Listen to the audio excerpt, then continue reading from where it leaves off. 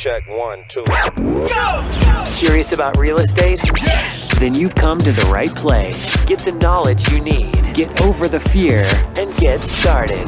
This is the Michael Quarles Real Estate Show with your host, Michael Quarles.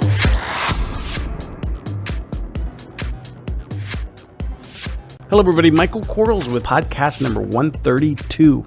Today, we have 5 questions sent in by real estate investors, and we're going to try to answer them. And remember, if you have a question, send it to support at bsffacademy.com. One more time, support at bsffacademy.com. Here we go. Question number 1.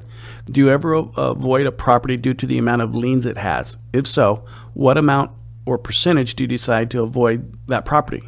Well, if the lien's a total more than my purchase price, then we're going to have the seller come to escrow with funds to close. If they don't have those funds to close, then we're going to avoid that property. I'm not worried about liens because most of the time I'm going to leave the liens in place, the involuntary and the voluntary liens, so child support, IRS, mechanics liens, mortgages, those kinds of things. I'm going to take everything subject to so I have the least capital outlay that I can.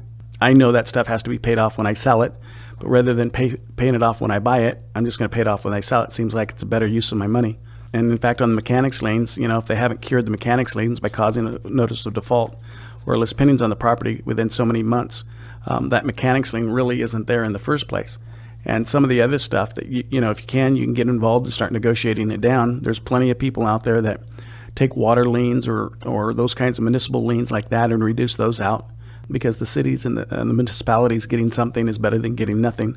So look at the property, look at the lien amounts, and as long as they don't exceed the purchase price, and if they do, the seller can come in with cash to sell. That's great. Like I bought a house that had a water filter system to it, and the seller had to bring in $1,000. I mean, it's just what it is. But she brought in $1,000, but I didn't pay it off at purchase because there's no reason to. So it was kind of like she gave me $1,000 to take this lien. So buy the liens. Who cares? Question number 2. I have spoken with a couple sellers who do want to sell. The property's 100% free and clear, but the seller is only willing to go $10,000 less than what it's worth. Would you recommend that I perform a lease option or any other strategy, or just simply walk away since other investors still think this is a doable deal? Yeah, I'd walk. I mean, the only time I would get excited about this is if the seller who had the property and they were going to sell it for 90% and do seller financing at a 0% interest rate and completely amortized long enough that it doesn't kill me. So, 15, 30 years. I might do something then, but probably not. I'd absolutely take it if it were one of those mini deals that I like to keep as a rental, where my income from the rental or the tenant is going to pay off the purchase price within 2 years. And I would do those deals. I'd buy those deals 100%. I don't have any issues with those.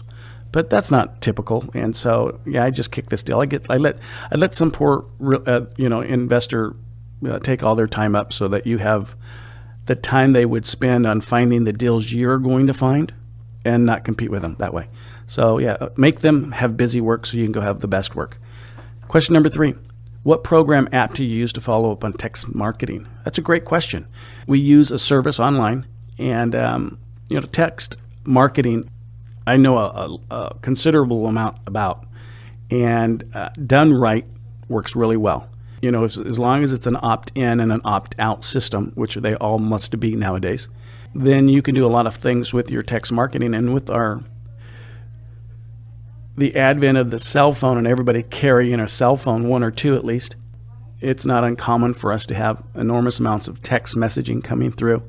And we mark it out. One of the Alex scripts is a text message marking outbound because our phone provider allows us to know if it's a cell phone or not.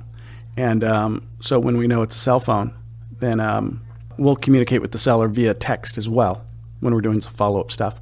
But our text marketing platform automatically does that if they've inbound text to us, which we do. We get an enormous amount. The key to all of this is one, you got to do it kind of stuff. Don't worry about is it working, is it not working. Now naturally, I'm going to chart everything, and I can tell you that of the 100 and I just did my report this morning, 121 houses we put under contract this year. one single house we bought because of the text marketing. And I'll take those odds, 1 in 121. That's not a bad thing. I mean, they got our piece of mail anyway. They could have, I guess they could have called, but they chose to just text. And make people happy. Let them give alternate ways for people to communicate with us. And I think you'll find that it's easier for the person, because you, as myself, if someone calls me, I'm not going to answer the phone probably because I'm on the phone. I'm doing one of these things. If they email me, gosh, if it's a long email, that's going to be bothersome for me. But I like texting. I mean, if you're going to send me an email, make sure it's a short, under 160 character little thing that I can answer real fast. If you're I love texting because I can text while I'm having lunch. I can text when I'm doing something else, so I can multitask with a text where you can't multitask with an email sometimes because you got to be sitting there like writing forever. And I write a lot of stuff on my iPhone, and my thumbs and my fingers are too fat. So who knows what I'm going to be sending. Thank God they have spell check, but that's the worst thing in the world too, because they spell the word that I don't want to use. But so when you go to going back to what program app do you use? It's just online. What you want to be conscientious about is the short code. Those are the 5 or the 6-digit codes that the person enters into to text to, and then the word or the choice of word that you're going to choose. So, like if you sold apples, well, you'd pick the word apple, and then you'd want to make sure the company, their short code, which is again the 5 or the 6-digit number, and the numbers can be translated into words, and those are more expensive, but they're typically just numbers, is something that's easy for people to remember. Now, stay away from sixes.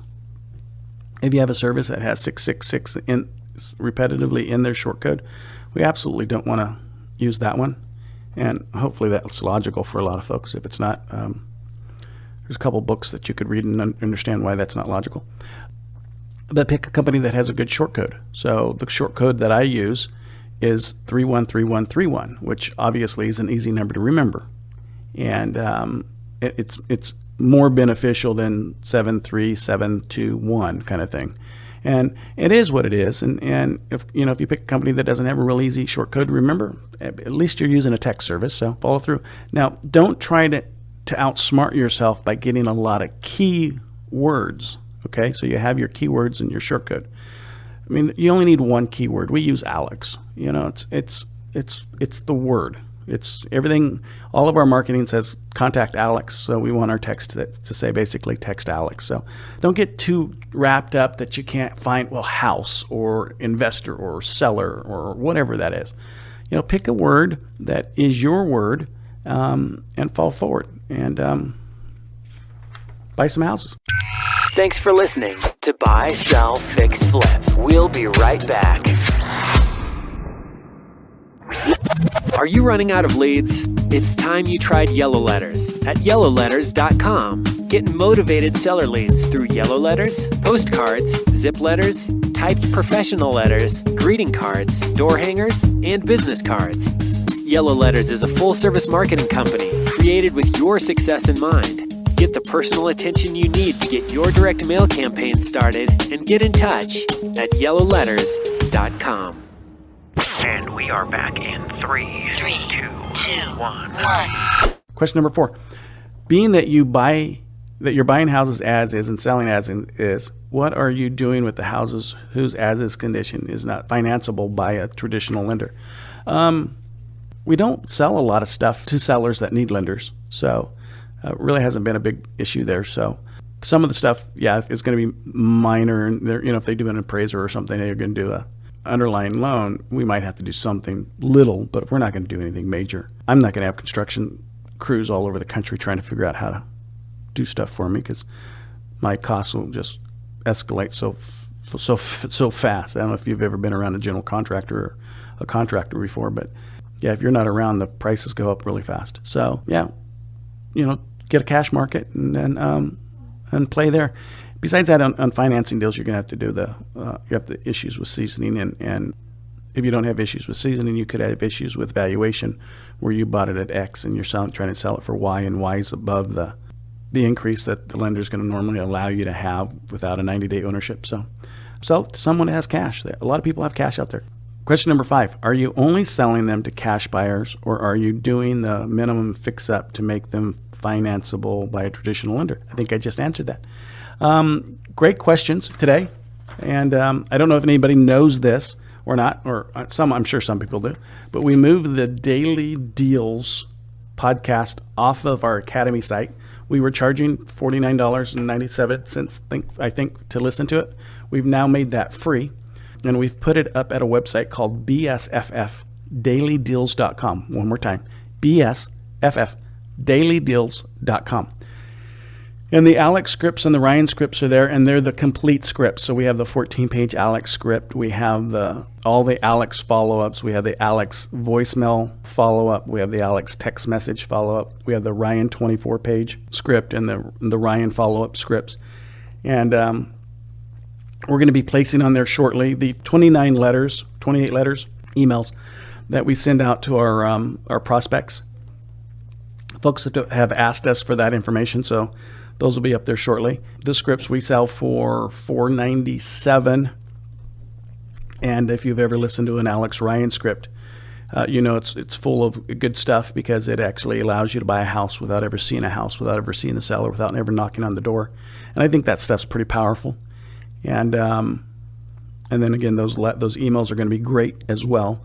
Now I'm going to, you're going to have a CRM system for it, but some of those are pretty basic there. So thanks for the questions. I'll talk to you guys tomorrow. Bye-bye.